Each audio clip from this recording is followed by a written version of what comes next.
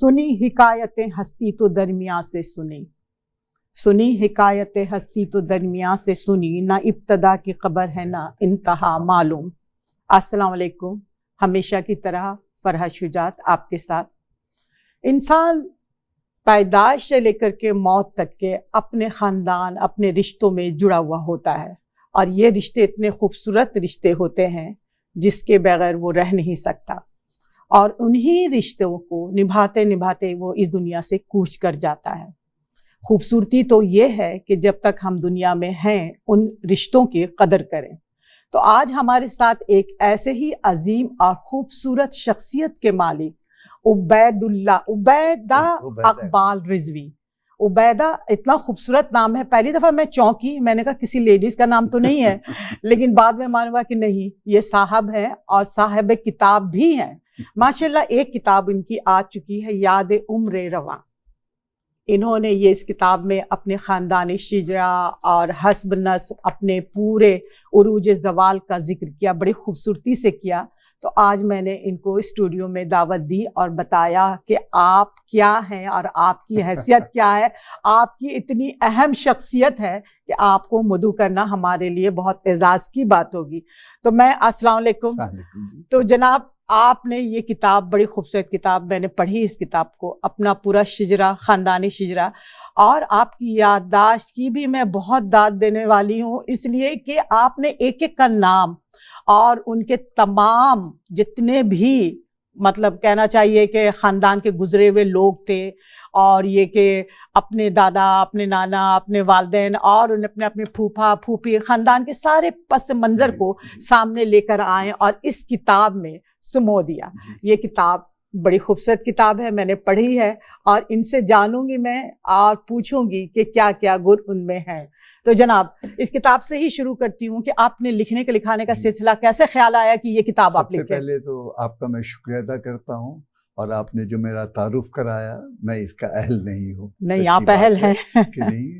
और बाकी आपने कहा कि हमने लोगों का जिक्र किया, असल में ये लोग नहीं थे, ये रिश्तेदार नहीं थे, ये हमारे मोहसिनों में से थे। इसलिए कि आप जिनसे भी कुछ सीखते हैं वो आपके मोहसिनों में से होते हैं। हाँ। आपको तालिब इल्मी का ज़माना तो बहुत मुख्तसर मिलता है, हाँ, जो कि आप बड़े शऊर के बाद, लेकिन जो आपको सोहबतें मिलती हैं, जो आप अपने बुजुर्गों के साथ बैठते हैं, वो बेसिकली आपकी शख्सियत को निखारते हैं। तो मैं इन लोगों का जिक्र इसलिए किया कि रसूलुल्लाह की भी एक हदीस है कि जो लोग अपने मोहसिनों को याद नहीं करते, हाँ, मतलब वो बहुत नाशुक्रे होते हैं, वो अल्लाह का शुक्र कैसे अदा करेंगे। तो मैंने इन लोगों का जिक्र किया है कि इन लोगों से हमने बहुत कुछ सीखा। ये जो आपने पूछा किताब कैसे लिखी, ये शेर व शायरी कैसे की, सबसे पहले तो मैं अपनी माँ का बहुत शुक्रगुजार हूँ। बेशक अल्लाह ताला उन्हें जन्नतुल फिरदौस में, मेरी माँ का शेरी ज़ौक़ बहुत अच्छा था। तो अक्सर वो बेशतर जो है ना, बातों बातों में हम लोगों को शेर सुनाती थी, और वो शेर मेरे कानों में अभी भी गूंजता है कि बड़ों का अदब जो बजा लाओगे तो खादिम से मखदूम हो जाओगे। वाह। तो मतलब ये था, तो ये सारी चीज़ें थी, और रहे से थे माँ की गोद, पहली दरसगाह, जी वहाँ पहली दरसगाह होती है। फिर हमें जो माहौल मिला वो ज़माना का था, और सबसे ज़्यादा है कि अगर आपका अदब से ताल्लुक़ ना हो तो फिर अदब आप कैसे सीखेंगे। हाँ, और वो घर के माहौल से ही सीख सकते हैं, आप ऐसे सीख ही नहीं सकते, अपने बड़ों में उठना बैठना होता है। असल में हमारा पहले का कल्चर भी कुछ ऐसा ही था, ज्वाइंट फैमिली में रहते हुए हम बहुत कुछ सीख लेते थे।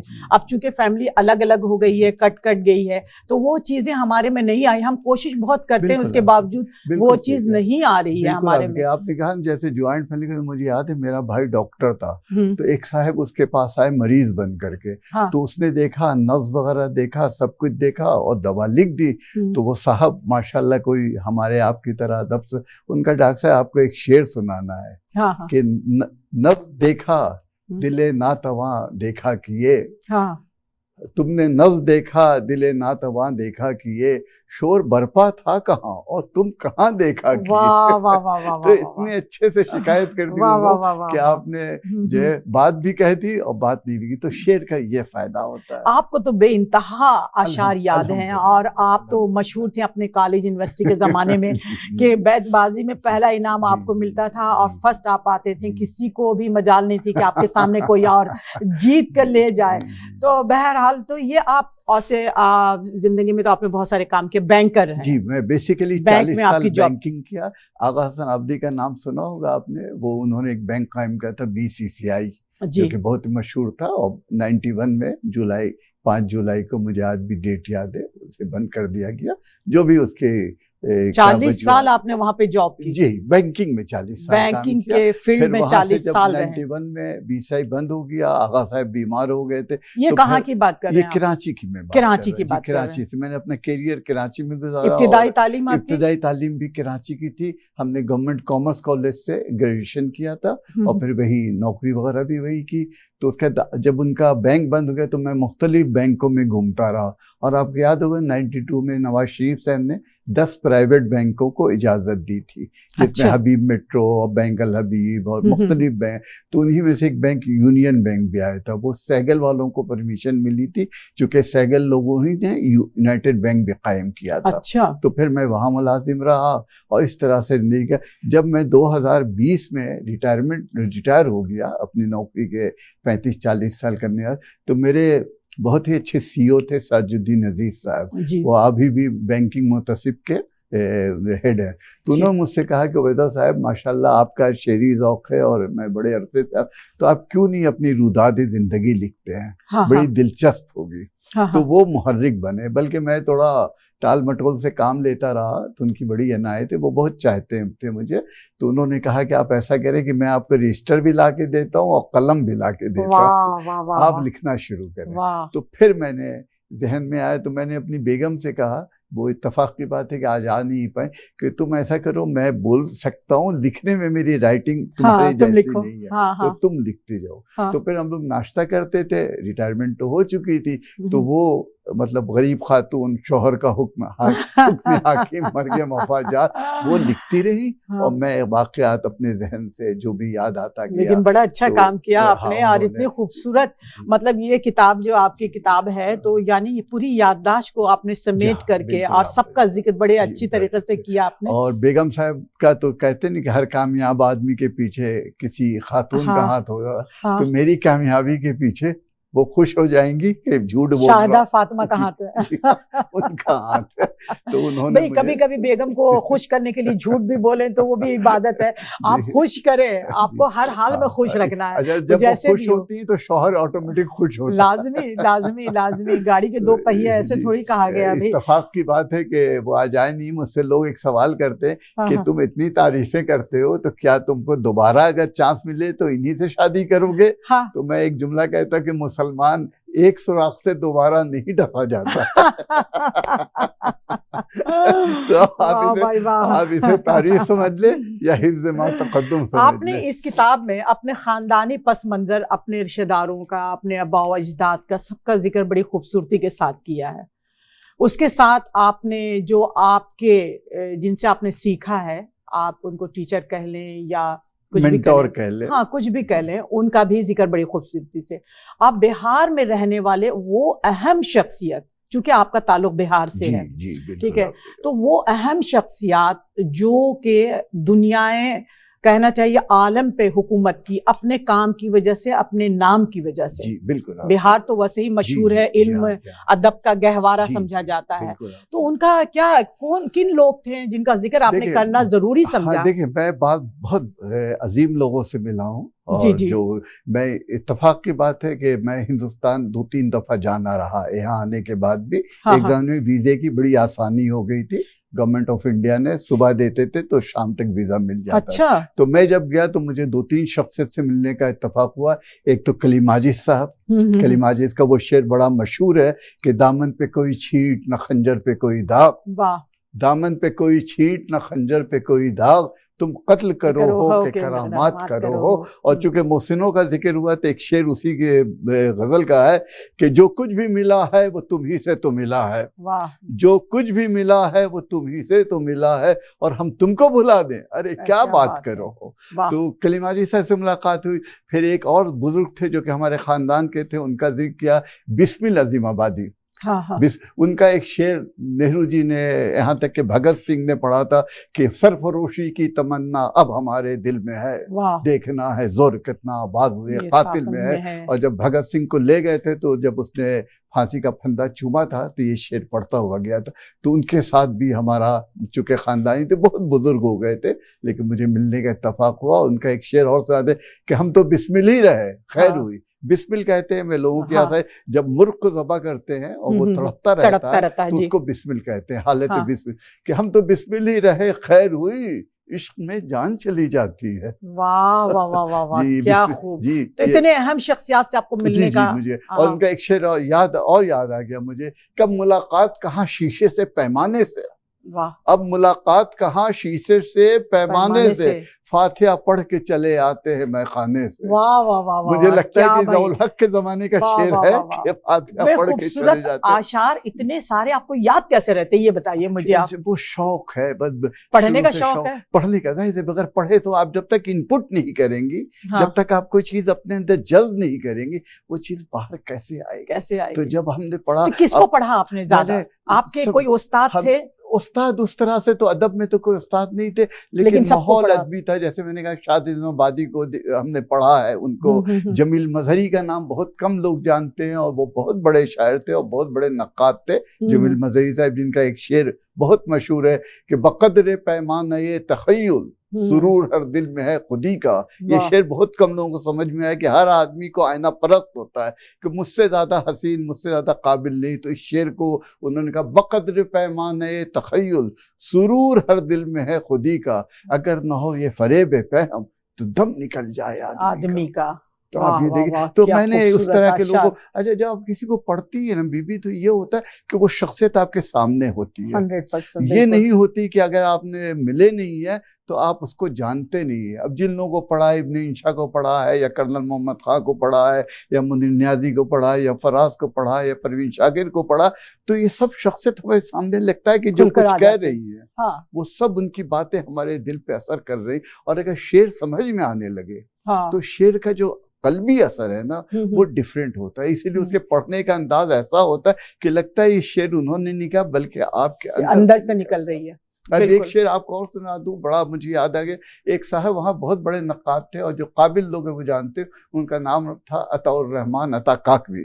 बहुत बड़े नक्काद और फारसी के प्रोफेसर भी रहे। तो उनके एक बेटे थे अरशद काकवी, उन्होंने बंगाल में रहे और अंदलीब शाहदानी और इकबाल अजीम वगैरह के साथियों में से थे। तो उनका एक शेर मुझे याद आ गया कि जाने शेख को शब क्या सूझी।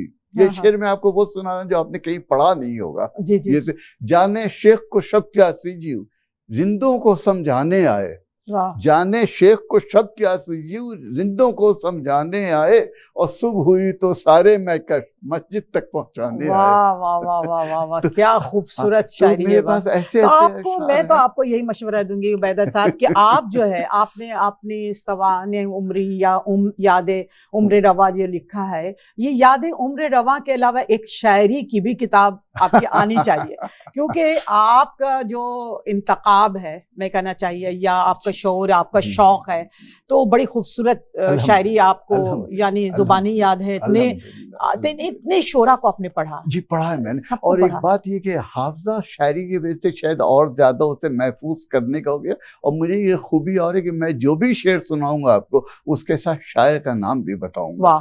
ये बड़ी बदयांती है ना कि लोग शेर तो बहुत अच्छे सुना देते हैं, उनसे पूछिए किसका है, तो नाम नहीं पता होता है। और एक जमाने आपको बताऊं फरीद बीबी कि हमारा ये हाल था कि शेर बस आप एक दफा सुनाती थी और वो मुझे याद हो जाता था। लेकिन याददाश्त यानी अच्छी है आपकी। लेकिन अब सिर्फ वो बातें याद रहती हैं जो बेगम की फरमाइश होती है। बेगम बहुत मासूम होती है, कोई बहुत लंबी चौड़ी लिस्ट नहीं थमाती है। आपको आलू लेकर आ जाए, प्याज लेकर आ जाए, आज रोटी खत्म हो गई है, बेगम तो यही तक पहुंचती। मेरी मदर ने भी, जब मेरी वालदा मोहतरमा ने भी लाया था, तो यही कहा था कि मैंने तुम्हारी बहुत मासूम बच्ची से शादी करा रहा हूँ। लेकिन वो बाद में पता चला कि जो उन्होंने समझा था, बल्कि मेरी माँ ज्यादा मासूम थी। वाकई आप सुन रही हैं, हाँ, इनकी बात याद रखिएगा।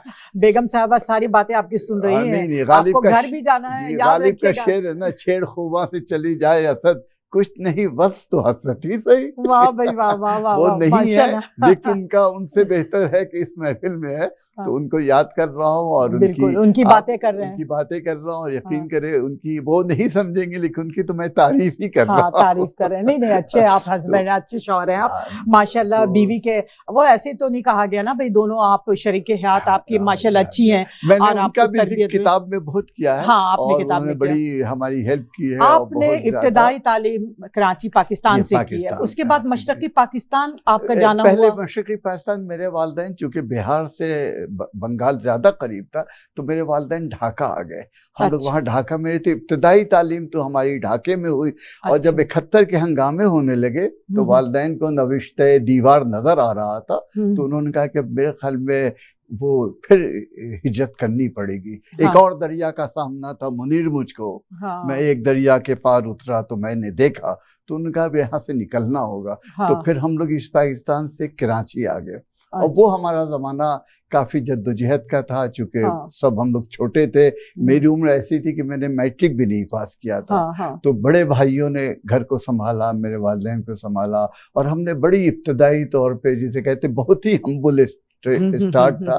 किराए का मकान लिया और हाँ, किराए हाँ। के मकान में लेके आप इससे अंदाजा करें कि हमारे घर में टीवी भी नहीं था, किसी के घर में नहीं था। हाँ जी। आप जिस वक्त का जिक्र कर रहे हैं 71 के जिक्र कर रहे हैं, ये स्टोरी मैंने बहुत सुनी है, क्योंकि जो लोग भी आए हैं ढाका से हिजरत करके ही आए हैं। जाहिर एक हिजरत तो इंडिया से जब आए थे हमारे पेरेंट्स अब्बा अजदाद आए थे, हाँ वो हाँ, लेकिन ये जो आए थे तो ये तो बिल्कुल उजड़ कर आए थे, नए सरे से सब कुछ आपको करना था और पूरा एक नई कंट्री और बच्चों के साथ में। तो मैं ये समझ सकती हूँ। तो मशरकी पाकिस्तान की कुछ यादें मैं आपको याद तो फिर बाद में आपका जाना हुआ?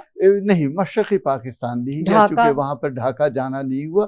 लेकिन ढाके की एक चीज मुझे बहुत अभी भी याद आती, उनकी पनीर जिसे चीज कहते हैं, शायद आपने खाई है कि नहीं, बड़ी मतलब जबरदस्त होती थी। और वो उसमें नमक बहुत ज्यादा होता है जिन लोगों को ये, तो वो पनीर याद आती है। और वहाँ की जो नारियल के जो डाब कहते थे, जो पानी होता था, वो चीजें याद आती। लेकिन बज़ाहिर से आती कि अब काफी दिन हो गए, तो वो चीजें बचपन की कुछ यादें ऐसी होती हैं। लेकिन आपने इस किताब में भी लिखा है, मशरकी पाकिस्तान का जिक्र भी किया। जाहिर है आपके अब्बा अजदाद बहुत सादा जगह थी और यकीन करें अभी भी उसको बांग्लादेश कहते हुए आंखों में आंसू आते हैं, इसलिए कि हम लोगों ने और बहुत बिहार के लोगों ने बड़ी कुर्बानियां दी हैं। और यहाँ पर जिक्र करना होगा कि चाटगाम में, सिलहट में, ढाके में, ब्रह्मबड़िया में, बहुत मैमन सिंह में बहुत लोग शहीद हो गए। और सिर्फ इसलिए शहीद हो गए कि हमने पाकिस्तानी फौज का साथ दिया था या हमने पाकिस्तान का साथ दिया था। और वो फिर हमें इफ्तिखार आरिफ का वो शेर याद आ रहा है कि मट्टी की मोहब्बत में हम आशुफ्ता सरों ने, मट्टी की मोहब्बत में हम आशुफ्ता सरों ने वो कर्ज उतारे हैं कि वाजिब भी नहीं थे। वाह वाह वाह। वो किताब वो जो सर मैंने भी पढ़ी, मैंने ढाका डूबते देखा, क्या वाकई। तो वो हम लोगों की याददाश्त तो नहीं थी लेकिन पढ़ी है मैंने, आज सुनी भी है, बचपन से लेकर आज तक की ये सुनते आए हैं सारी चीजें। वो तो ऐसी तल्ख यादें हैं, ऐसी तल्ख हकीकत है जिसको झुटलाया नहीं जा सकता। आज भी कैंप में हजारों लोग कर्नल बेबसी की जिंदगी गुजार रहे हैं। सिद्दीक सालिब का आपने नाम सुना था? बिल्कुल सुना। वो जो है बाद में इनके साथ ज़ौल हक के साथ तैयार ब्रिगेडियर, तो उन्होंने एक किताब लिखी हमारा नाम है दोज़ख, बिल्कुल, तो उन्होंने भी लिखी। और इसमें बहुत सारी किताबें लिखी गई हैं। अभी तक बंगाल के ऊपर तो अभी तक किताबें आ रही, लेकिन वो जख्म अभी तक भरा नहीं है, भरा नहीं है, वो भरेगा भी 50 साल होगा, वो भरेगा भी नहीं, इसलिए कि उसके साथ जो है पाकिस्तान 2 लाख नहीं हुआ, लोगों के दिल जो है ना लख हो गए।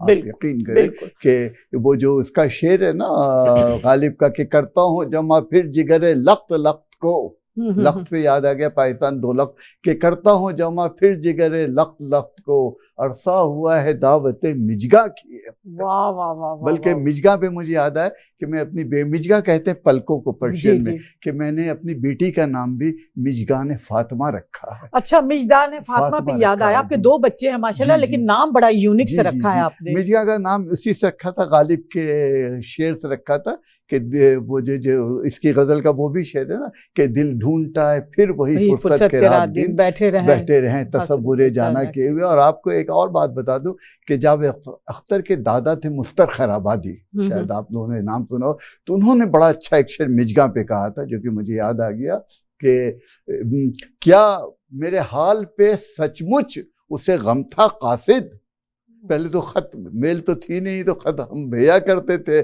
कबूतर के जरिए। क्या मेरे हाल पे सचमुच उसे गम था काशी, तूने देखा था सितारा सरे मिजगा कोई। वाह वाह वाह वाह। तूने देखा था आपसे सितारा हमें उन्हीं से सरे मुतासिर मिजगा होकर कोई। बच्चों का नाम तो रखा। बच्चों का नाम मिजगा बड़ा अच्छा है। 2 बच्चे हैं आपके जी, माशाल्लाह? नहीं, मुझे माशाल्लाह से 4 बच्चे हैं। 4 बच्चे हैं। 3 शुरू की बेटियां हैं अच्छा और एक जो है छोटा वाला बेटा है, जो कि लेकिन अब सब ग्रेजुएट हो गए। अब मैं कहते हुए जरा वो लगता है कि मेरी उम्र पता चलेगी, अब मैं नाना बन चुका। माशाल्लाह, ये तो बहुत एजाज की बात होती है नाना दादा बनना।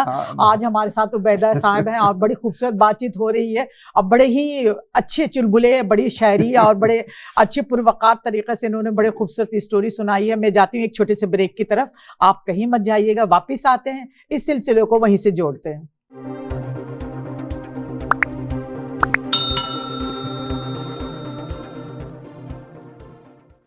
जी जनाब, आज हमारी स्टूडियो में बड़ी खूबसूरत शख्सियत उबैदा साहब मौजूद हैं, उबैदा इकबाल रिजवी, और उनको घर वाले उनको हारून के नाम से जानते पहचानते हैं, और उबैदा भी उनका एक तकल्लुस है या नाम है। तो ये बड़ा खूबसूरत नाम है उबैदा। तो मैं बड़ी ज़रा सुन करके हैरान भी हुई थी उबैदा, लेकिन बहुत खूबसूरत शख्सियत उनकी खुद की भी है। तो जनाब, मैं आपसे ये जानना चाहूंगी कि आप गुम्बत खज़रा का कुछ जिक्र किया था अपनी किताब में। का महीना है, बहुत अच्छा आपने किया। ऐसा हुआ कि मैं दुबई इस्लामिक बैंक में काम करता था जी। तो मेरे पास हमारी एक खातून आई जो कि अकाउंट खोलती थी। उबैदा साहब, बाहर एक साहब आए हैं जो कि 40 साल से मदीने में हैं। अच्छा। और चूंकि आपको मैंने देखा है कि आपका बड़ा मजहबी लगाव भी है और रसूल करीम का बहुत जिक्र करते हैं, तो क्या आप मिलना चाहेंगे? अच्छा। मैं बड़ा बेताबाना गया कि 40 साल से जो मदीने में हाँ, है खिदमत तो कर रहे हैं। हाँ, खिदमत कर रहे हैं। तो मैं गया तो वहाँ जिन साहब से मिला, उन्होंने बताया कि मैं मदीने में हूँ और मैं एक मजदूरी का काम करता हूँ। अच्छा। और मुझे एक एजाज हासिल है कि एक दफ़ा गुंबद खज़्ज़ा को रंग करना था, तो उस टीम में मैं भी शामिल था। वाह। बस मेरा उनका ये कहना था कि मैं आज भी जज्बाती हो जाता हूँ, मेरा बस नहीं चलता था कि मैं उनका हाथ चूमूं, मैं उनकी पेशानी चूमूं, मैं कैसे उनको इज्जत दूं। मैं उनको अपने कमरे में लेके आ गया और अपने साथ बैठाया, और मेरा दीवानापन देख करके वो हैरत कर रहे थे कि एक आदमी इतना सूटेड बूटेड अंग्रेजी नुमा और वो इतना आशिक रसूल निकलेगा। तो मैं उनसे कहा आखिर में, मेरे पास कुछ समझ नहीं है। मैंने कहा देखिए, मेरे पास कुछ भी नहीं है। मेरे पास मकान है, मैं उसके आपको कागजात दे देता हूँ, और आप मुझे वो कपड़े दे दें जो आपने रंग रोगन करते उस पे छींटे आई थी। वो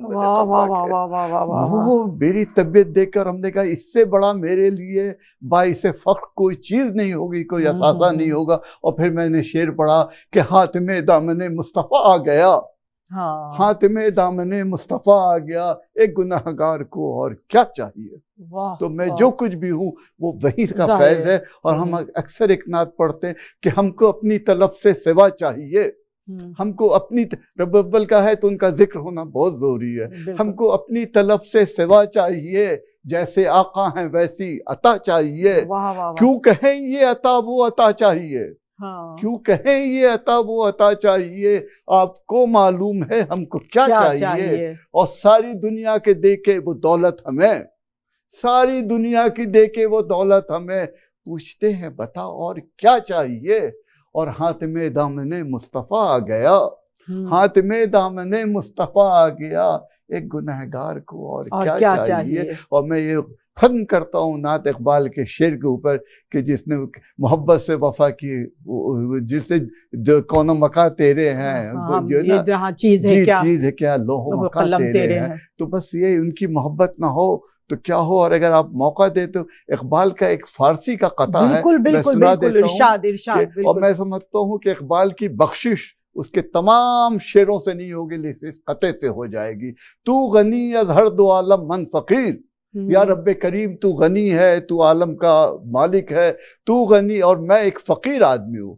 तू गनी अज़हर दो आलम मन फकीर, रोज़े महशर उज़्र है मन पजीर, कि रोज़े महशर के दिन मेरा एक तुझसे गुजारिश है, एक थोड़ी सी अपील है। रोज़े महशर गुल आए पजीर, गर्मी बीनी हिसाबम ना गुजीर। अगर तू वैसे तो मुझे माफ कर दे, लेकिन अगर मेरा हिसाब किताब तू करना ही है, चूंकि आसान कर तूने देते। कानून बनाया है। अज निगाहे मुस्तफ़ा पिना बगी, हजरत रसूल सल्लल्लाहु अलैहि वसल्लम सामने मत लेना, बड़ी शर्मिंदगी होगी। वो कहेंगे ये मेरा चाहने वाला था और ये कर, इसका जो है आमाए नामाल में ये चीजें, तू गनी अजहर दो आलम मन फकीर, रोज़े मैशर उज राय मन पजीर, गर तू बीनी हिसाबम ना गुजीर, अज निगाहे मुस्तफ़ा पिना बगीर। जैसे हम कोई गलती करते कहते मेरे माँ बाप को नहीं बताना, उनके सामने मुझे शर्मिंदगी। तो मैं समझता हूँ कि इकबाल ने इतने दिल से रसूलुल्लाह की मोहब्बत का, उनके रुतबे का जिक्र किया है कि मेरे ख्याल में ये शेर, और ये शेर हर मुसलमान को चाहिए कि रखे और कहे कि उनके सामने हमारा हिसाब किताब नहीं लेना, कि हमें उनके सामने जिनके नाम की हम माला जपते हैं, जो सब कुछ है, जो ज़मीनो ज़बां तुम्हारे लिए, ये कौनो मकान तुम्हारे लिए, हम आए यहाँ तुम्हारे लिए, हम उठेंगे वहाँ तुम्हारे लिए, कि उनके सामने शर्मिंदगी नहीं हो। रबीउल अव्वल का महीना है और ये इतनी मुबारक सा आते हैं कि शायद हमारी आपकी बख्शिश हो जाए। और एक चीज़ इसमें और भी कर कि हमारे पाकिस्तान की अल्लाह ताला हिफाजत करे। हम बड़े मुल्कों में घूमे हैं, पाकिस्तान की मोहब्बत दिल से नहीं निकलती। बिल्कुल, हमारे लिए जो मोहब्बत है, लोग हमें नहीं समझते हैं, हमें समझते हैं कि हम चले आए, हम महाजिर हैं, हम अभी तक शनाख्त हैं। लेकिन मैं इकबाल अजीम का शेर उन लोगों की नज़र करता हूँ कि वापसी का कोई सवाल नहीं, वापसी का कोई सवाल नहीं, घर से निकले हैं आंसुओं की तरह। अब पाकिस्तानी हमारा सब कुछ है, हम कभी वापस नहीं जाएंगे। लिहाजा एक गुजारिश है कि हमें अपना बना ले और हमें वो रुतबा दे जो हमारे लिए पाकिस्तान का हमारे दिल में है। और जो मोहब्बत है, अल्लाह ताला इस मुल्क को सलामत रखे और अल्लाह ताला इसको तरक्की दे। ये हम मुसलमानों के लिए, हम पाकिस्तानियों के लिए अल्लाह ताला की तरफ से एक इनाम है, नेमत, एक नेमत है। जहाँ बिल्कुल बिल्कुल बिल्कुल, मैं बहुत थोड़ा अच्छी जज्बाती सोच हो है। गया, मैं माफी नहीं नहीं चाहूंगा। नहीं नहीं, मैं बहुत जज्बाती अच्छी हो सोच गया। है आपकी। मैं बड़ी हैरान हूँ कि अपने वतन से मोहब्बत और अपने वतन से लगाव का जो जज्बा है वो जाहिर है हर लोगों को है। और हम सब दुखी हो जाते हैं जब जिक्र पाकिस्तान का आता है, क्योंकि हालात कुछ ऐसे हो गए हैं और हम सब बड़ी अच्छी उम्मीद लेकर आगे जा रहे हैं। और इंशाल्लाह कहते हैं कि आगे अल्लाह मियां कोई बेहतर रास्ता निकालेगा इंशाल्लाह ताला। आपने किताब जो लिखी है तो उसको मैंने पढ़ी है, बड़ी खूबसूरत किताब थी। तो आपने, जैसे कि आपने बहुत सारे आशार भी सुनाए और आपकी याददाश्त की भी मैं दाद दूंगी कि बड़े खूबसूरत अंदाज में सुनाए, मौके महल के मुनासबत से सुनाए आपने। इतने सारे याद करना और उसको सुनाना वक्तन फ़क्तन, ये बहुत बड़ी बात है। तो जैसा कि आपने जिक्र किया कॉलेज यूनिवर्सिटी में आपको बैतबाजी में तो शौक था, तो उसी जमाने से ये सारा फर्स्ट ईयर से जो बैतबाजी होती थी ना, उसमें 2 टीमें बनना करती थी। जी हाँ, 3-4 एक क्लास के होते थे, दूसरे क्लास के सेक्शन के होते थे। जब मैं आखिरी ईयर में आया तो कुछ लोगों ने कहा कि उबैदा भाई आप इतने अशार याद हैं, तो ऐसा क्यों नहीं करते हैं कि एक तरफ सिर्फ आप हो और एक तरफ मतलब हमारी टीम हो जो कि बेहतरीन अशार याद रखती है। आप राजी हैं? मैंने कहा यार हिम्मत मर्दा मदद खुदा, मैं तैयार हो गया। तो वहां पर एक साहब थे, बल्कि अदब के लोग जानते हैं, अंजुम आजमी साहब, वो अच्छे शायर भी थे। तो उनके सरपरस्ती में टीम जो है बनाई गई। तो 3 लड़कियां और 3 लड़के सिलेक्ट किए गए जो बेहतरीन अशार जिनको याद थे और जो बैतबाजी में भी जीतते रहे। और मैं अकेला एक तरफ था। वाह, सबका मुकाबला किया आपने। और मैंने बैनर्स भी लगाए थे, पूरे कॉलेज में बैनर लगा, उबैदा इकबाल मुकाबला कुल तुलबे कॉलेज। ये मैं आपको 75-76 की बात बता रहा हूँ, अब तो 50 साल हो गए। कराची की बात, कराची में गवर्नमेंट कॉमर्स कॉलेज की बात कर। और माशाल्लाह आपकी दुआ से मैंने बोध भी दिया है, अवार्ड लिया मैंने। और फिर उसके अलावा नीलाम घर में भी 1-2 दफा चांस मिला, तारिक अजीज साहब। जाहिर है आपकी शख्सियत इतनी खूबसूरत शख्सियत है, हर आदमी चाहेगा कि अपने प्रोग्राम में बुलाएं और आपसे आशार सुने। मुझे याद है तारिक अजीज ने सबसे पहले मुझसे कहा था कि कोई आप शेर सुनाए, तो मुझे उस वक्त रईस अमरोही का एक शेर याद आया था कि न जाने कौन से सांचे में ढाले, न जाने कौन से सांचे में ढाले, अभी तो सिर्फ पिघलाया गया। वाह वाह वाह वाह। ये जो आपने शाद नवादी का शेर पढ़ा ना, इसी जमीन पर है कि जो है ना उनका कि क्या नहलाया गया हूँ, बड़ी मुद्दत के बाद आया गया हूँ। मैंने इनका इब्तिदाइया उन्हीं की तो उनका जो शायरी से की, तो इसी में शादी आबादी की ही जमीन पे इन्होंने भी कहा था, न जाने कौन से सांचे में डाले, अभी तो सिर्फ पिघलाया गया हूँ। वाह। और शाद का शेर है जो मुझे याद है कि लहद में क्यों न जाऊं मुंह छुपाए, हमारे यहाँ जब इंतकाल होता है तो जब दफन करते हैं तो मुंह पे कपड़ा डाल देते जी हैं जी। ना। लहद में क्यों न जाऊं मुंह छुपाए, भरी महफिल से उठवाया गया हूँ। वाह वाह वाह वाह वाह, क्या मतलब बात इतनी है। शर्मिंदगी के मैं तो भरी महफिल में दुनिया के मजे कर रहा, लहद में क्यों न जाऊं मुंह छुपाए, भरी महफिल से उठवाया गया हूँ। वाह वाह वाह ये वाह वाह, शाद बहुत खूबसूरत। आबादी की उसी गजल का तो शेर मुझे आपने याद है। ये जो किताब यादें उम्र रवां लिखी है, तो आपने कभी ये सोचा कि शायरी आप में तो नस बस गई है, एक एक पल, एक एक लम्हा, एक एक सांस में आप अशआर बोलते हैं, तो आपने कभी सोचा कि आगे क्या प्लान है, असल आपके में क्या करना चाहते हैं मेरे आप? पास जब शादी हुई तो पूरा दीवान आ गया। अच्छा, माशाल्लाह। तो बेगम को है शौक सुनने का, आप सुनाते होंगे, वक्तन फक्तन रोटी नहीं, लेकर आ रही हैं तो भी, चाय लेकर आ रही हैं तो भी, कपड़े इस्त्री कर रहे हैं तो भी, हर पे एक अशआर। उनकी एक शिकायत की जो शायर लोग हैं ना, सारी शायरी महबूबा के लिए करते हैं, बेगम के लिए नहीं करते। बेगम के लिए नहीं करते। नहीं तो थोड़ी देर के लिए सोच लें, तसव्वुर में आप बेगम को महबूबा बना लिया करें।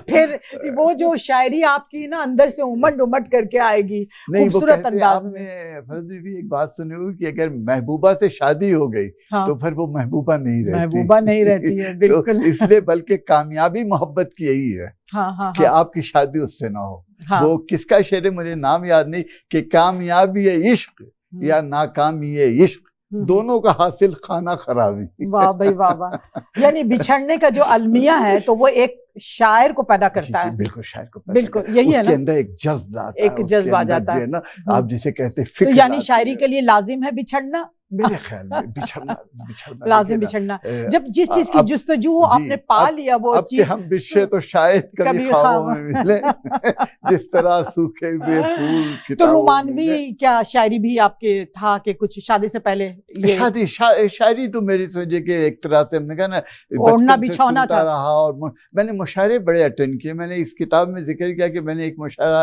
ऐसा भी अटेंड जिसमें आपके हफीज जालंधरी, जोश मेहराबादी, फैज अहमद फराज, हबीब जालिब, ये सारे उन लोगों को हमने बजाते खुद सुना है। हाँ, तो हाँ, उन लोगों को उनकी सामने सारी किसी शायरी महफिल आपके में नस नस में, पोर पोर में बस गई है। उबैदुल ललीम को सुना है, मोहसिन भोपाली को सुना है। मोहसिन भोपाली का वो एक शेर मुझे हमेशा, वो तो बड़ा मशहूर है कि मंजिल उसे मिली जो हाँ, जो शरीके सफर न थे, लेकिन उनका एक शेर और भी है कि जीस्त हमसाए से मांगा हुआ जेवर तो नहीं। हाँ, जैसे आप भी किसी का जेवर पहन लेती तो हर वक्त आप देखती कि जेवर है मेरे पास, जीस्त हमसाए से मांगा हुआ जेवर तो नहीं, एक धड़का सा लगा रहता है खो जाने का। वाह वाह वाह वाह, क्या खूबसूरत, क्या क्या खूबसूरती है। शेर है। जिंदगी के बारे में बहुत लोगों ने कहा है, बीज नारायण चकवत का भी वो शेर बड़ा मशहूर है कि जिंदगी क्या है, अज़्ज़ाए अनासिर का ज़हूर तरतीब।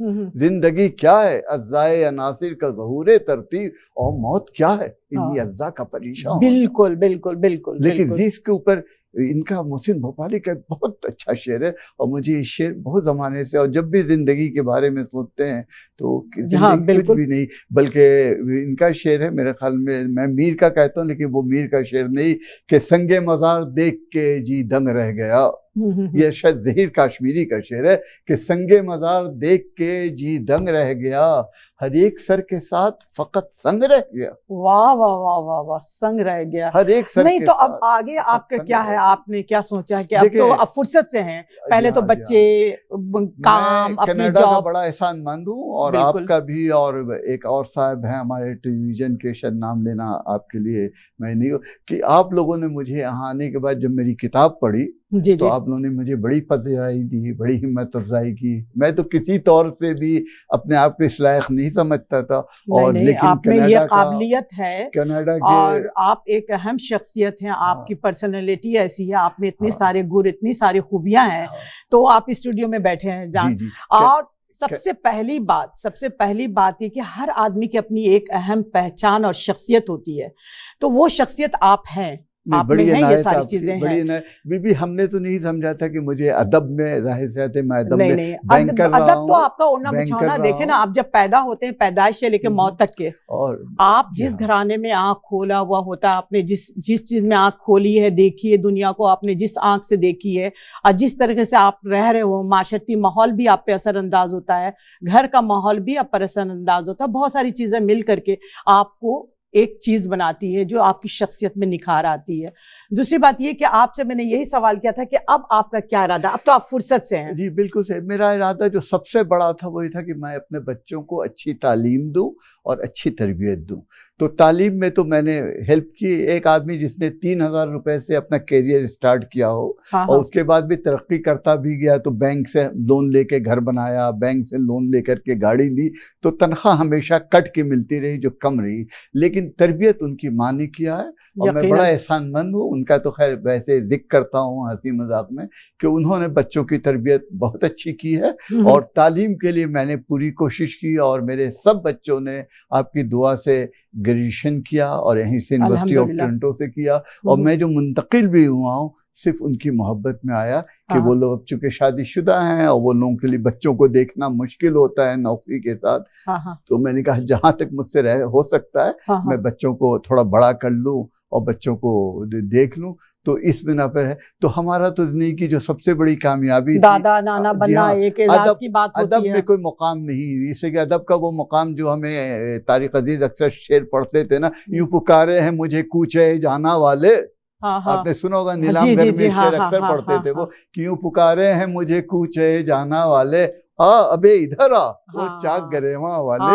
तो हमारा शायरी से नहीं, लेकिन आप लोगों ने बड़ी इज्जत दी है, मैं बड़ा आप लोगों का एहसान नहीं। महफिल में आप जाते हैं, मुशायरा बड़े शौक ज़ौक़ से सुनते हैं, आपको तमाम महफिल में मैं देखती हैं, आप बड़ी मतलब आप दोनों को आपकी जो हम सफर शरीके हयात शाहिदा फातिमा साहबा भी आपके साथ होती हैं और आप भी होती हैं। तो ये जनाब ज़ौक़ की बात होती है, शौक की बात होती है, महफिलों में जाना और बड़े दिलजोई के साथ में और बैठ करके सुनना समझना। और चूंकि आपको इतने सारे आशार जुबानी याद हैं और तमाम शोरा के नाम भी याद हैं, ये भी आपके एक एजाज अल्लाह में की समझती हूँ मैं कि बड़ा करम है आप पे और ये सारी चीजें हैं आपके साथ। देखिए मेरे साथ एक बड़ी खुशनसीबी कि कोई ऐसी महफिल नहीं है जिसको मैंने देखा नहीं हो, कव्वाली की हो, नात की हो, मजलिस की हो, नौहे की हो, मुशायरे की हो, अदब की हो, कुरान खानी की हो, तो जितनी महफिलें ना वहाँ से सब कुछ सीख के आया। अगर आप अभी जिक्र करेंगे तो इमाम हुसैन का ऐसा जिक्र सुना है कि आंखों से,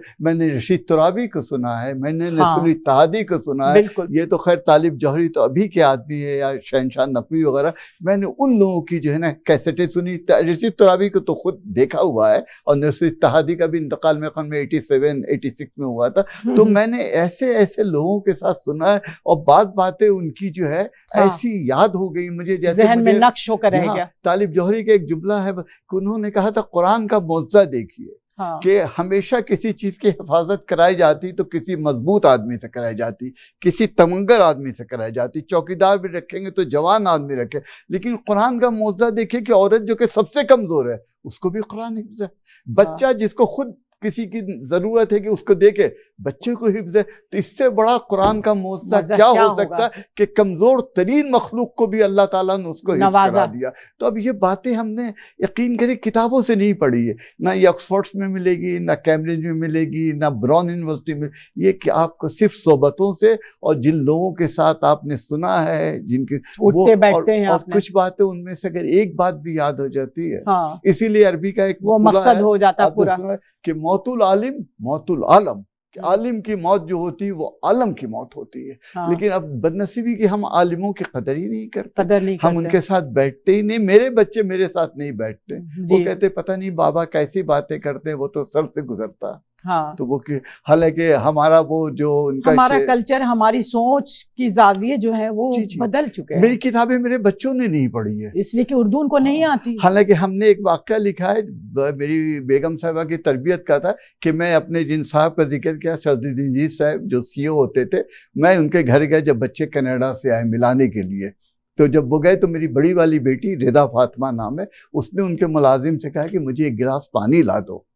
तो जब वो पानी लेके आए तो इसी दरमियान सिराज सैन ने भी उससे कहा कि मुझे भी एक गिलास पानी दे दो। तो मेरी बेटी ने अपना गिलास उन्हें बढ़ाया, उनका नहीं बेटा आप पिए। लेकिन एक बात आपको हैरत की बताएं कि मेरी बेटी ने उस वक्त तक पानी नहीं पिया जब तक कि उनका गिलास भी नहीं आ गया। बिल्कुल, तो ये अदब मैंने है, ये तहजीब है, ये तरबियत है आपकी। तो और एक वाक़या और याद आ जाओ कि मैंने इसमें लिखा था कि मैं एक मुशायरे में गया था नॉर्थ कराची, और मैं उस ज़माने में रहता था अपने वालिदैन के साथ नॉर्थ नाज़ाबाद में डी ब्लॉक में, बाबुल उलूम की मस्जिद या 5 स्टार। तो एक साहब ने मुझे कहा कि क्या आप मुझे मेरे घर तक छोड़ देंगे, मैं सखी हसन पे रहता हूँ। हाँ। मैंने कहा बसरो चश्ट, मैं तो आपसे आगे रहता हूँ। जब वो बैठे तो उन्होंने कहा मुझे वहाँ पे बहुत सारे शादी क्लब थे, कि आप वहाँ छोड़ दें मुझे। मैंने कहा नहीं नहीं, आप बुजुर्ग आदमी, आप गली बताएं। वो बजिद रहे कि छोड़ दे, और मैं कहा कि नहीं मैं आपको घर तक छोड़ूंगा। जब मैंने उनको घर तक छोड़ा और उनसे खुदा हाफिज कहा, तो उन्होंने कहा मुझे यकीन था कि आप मुझे सड़क पे नहीं छोड़ेंगे, इसलिए कि आपके खानदान के लोग भी बहुत अखलाकमंद थे। वाह, इन्होंने एक आपके जरा नवाजी की वजह से पूरा खानदान का शिजरा उनके सामने, उनका तारुफ सामने आ गया। तो ये देखिए ना, तहजीब होती थी, ये तहजीब होती थी जो हम लोग सीखते थे अपने बड़ों से, और जो बुजुर्ग थे हमारे आबा अजदाद थे। तो ये मैं जो कहती हूँ ना कि तालीम से पहले तरबियत होती। और एक वाक़या और तरबियत का बताऊं, सिराज साहब अल-फलाह के प्रेसिडेंट बने, उनसे पहले एक हबीब बैंक के साहब थे सलीम अख्तर साहब। तो जब सलीम अख्तर साहब उनसे मिलने आए, मैंने ये वाक़या लिखा है, मिलने आए सिराज साहब से, तो सिराज साहब ने कहा कि सामने 2 कुर्सियां होती थी, वो अपनी कुर्सी पे नहीं बैठे, उनके सामने वाली कुर्सी पे बैठ गए। वो समझ गए कि मुझे ताज़ीम दे रहे हैं कि अपने। तो उन्होंने कहा सिराज ये कुर्सी मैंने तुम्हारे लिए छोड़ी, और उनका शोल्डर पकड़ के उनको ले गए और कहने की तुमने जितनी इज्जत देनी थी वो मैं तुम्हारी इज्जत को समझ गया, लेकिन तुम इस कुर्सी पे बैठो। जबकि आज के बच्चे अगर कोई उनका साबिक बॉस आता है तो वो कुर्सी पे झूलते हैं, इतनी इज्जत नहीं देते कि उनके साथ में। तो ये तरबियत की बात है। ये जो लोग होते हैं, ये वालिदैन की उनकी वो है, वो जो इनका इकबाल का शेर है ना कि कहाँ से किसने सिखाया ये आदाब फर्जंदी, ये मकतब की करामत थी कि ये वो शेर में भूल रहा हूं, मकतब से या घर से करामत थी, या कि किसने सिखाए इस्माइल को आदाब फर्जंदी। तो वो वाली बात होती कि घर की तरबियत हमेशा, चाहे लोग कनाडा में रहे हैं, इंग्लैंड में रहे, दुनिया के किसी हिस्से में भी रहे, वो नजर आती है। तरबियत दे। हमें अपने बचपन में याद है, उस में तो बेसिन नहीं होता था, हम लोग लोटे से हाथ धुलवा करके, हमारे वालिदैन कहते तौलिया लेके पीछे खड़े रहो ताकि उनका हाथ खुश्क करा दे। तो हमें वो चीजें याद है, और हम उस गंगा जमनी तहजीब के लोग हैं। अब ये तो नहीं कह सकता कि हम आखिरी कड़ी हैं, लोग इसको कंटिन्यू अच्छी उम्मीद रखनी चाहिए, अच्छी उम्मीद रखनी चाहिए। लेकिन जैसे हमारे खानवादे ने और हम लोगों ने कोशिश ही की कि बच्चे अब याद ना रखे, वो उनका कसूर है। नहीं, मैं समझती हूँ अभी भी यहाँ पर भी जो बच्चे पल रहे हैं वो अपने हिसाब से बच्चे मुहज़्ज़िब हैं। मैंने देखा बाद लोगों को, मैं मस्जिदों में जाता हूँ कि वो अपने बूढ़े वालिदैन को चप्पल उठा के देते हैं। बिल्कुल, चप्पल देते नहीं है, मैंने तो बारहा देखा, पहनाते हुए देखा, उतारते हुए देखा, उनको व्हील चेयर से गोद में लेके बैठाते हुए देखा। तो ये तरबियत है। मैं बड़ा खुश हूँ, बल्कि मैंने ये बात बता लूं कि लोग अपनी तहजीब को लेकर के आए। वो चप्पल नहीं पहना रहा था, जो लोग देख रहे थे उनका एहतराम बढ़ रहा था कि अगर औलाद हो तो ऐसी औलाद हो, इस तरह से। तो ये बात ऐसी है, यहाँ भी लोग। और अब चूंकि कम्युनिटी बड़ी हो गई हमारी, तो मैं कनाडा से और मुल्कों के मुकाबले में देखता हूँ कि यहाँ तहजीब की परवरिश हो रही है। और वो क्या है कि हम परवरिश लौह कलम करते रहेंगे, जो फैज का शेर है। तो यहाँ पर तरबियत की बात है, लेकिन फैज ने कहा था कि हम परवरिश लौह कलम करते रहेंगे, जो दिल पे गुजरती है वो रकम करते रहेंगे। तो मैंने आपके सामने अपना आज दिल खोल दिया। और हमारा कोई आप बताएंगे, कोई हमारा टॉपिक फिक्स नहीं था। नहीं, बड़ी अच्छी गुफ्तगू रही आपके साथ हमारी, और टाइम का बिल्कुल पता नहीं चला, टाइम हमारे गुजर गया, लेकिन बातें खत्म नहीं हुई है। इस सिलसिले को हम इंशाअल्लाह ताला नेक्स्ट प्रोग्राम में भी लेके चलेंगे, जब इनकी बेगम साहबा शाहिदा फातिमा साथ में होंगी। तो आपसे एक दफा फिर इंशाअल्लाह ताला वही बोलेंगी, फिर वही बोलेंगी, हम खामोश हो जाएंगे। फिर तो आपको सुनना फर्ज है, आपको सुनना ही पड़ेगा। यहाँ पे मीर का एक शेर सुना के खत्म करता हूँ कि बातें हमारी सुनिएगा, तो फिर देर तलक सर धुनिएगा। वाह भाई वाह वाह वाह, बड़े खूब। अब प्रोग्राम का टाइम चूंकि खत्म हो रहा है, तो आप कुछ कहना चाहेंगे हमारे प्रोग्राम के हवाले से? कि मुझ जैसे गुमनाम आदमी को बहुत ही, जिसे कहते हैं जोला में शुमार होता है अदब के मुकाबले में, कि आपने एक बहुत ही नीची सीढ़ी से मुझे बहुत ही ऊंची मसनद पे बैठा दिया है। और मुझे उम्मीद है कि आपको, आपके नाजरीन और जो भी लोग देखेंगे, आपको राय देंगे कि इस कम इल्म आदमी को बुला के आपने गलती तो नहीं की। आप में बहुत सारी खूबियां हैं। बहुत मुझे मजा आया, और आपकी जगह और आप लोगों का इखलाक, आप लोगों की गर्मजोशी देख के मुझे लगता है कि मेरी गुफ्तगू अभी बहुत सारी बातें नहीं कह सका हूँ बकौल बाकी सिद्दीकी के कि तमाम बात ज़बां पर ना आ सकी बाकी, तमाम बात ज़बां पर ना आ सकी बाकी, कहीं कहीं से सुनाए हमने अफसाने। वाह वाह, लेकिन बहुत अच्छे अफसाने थे। इसके साथ ही मैं आपका बहुत शुक्रिया अदा करूंगी, टाइम चूंकि खत्म हो चुका है। फरहत शुजात को इजाजत दीजिए, अल्लाह हाफिज।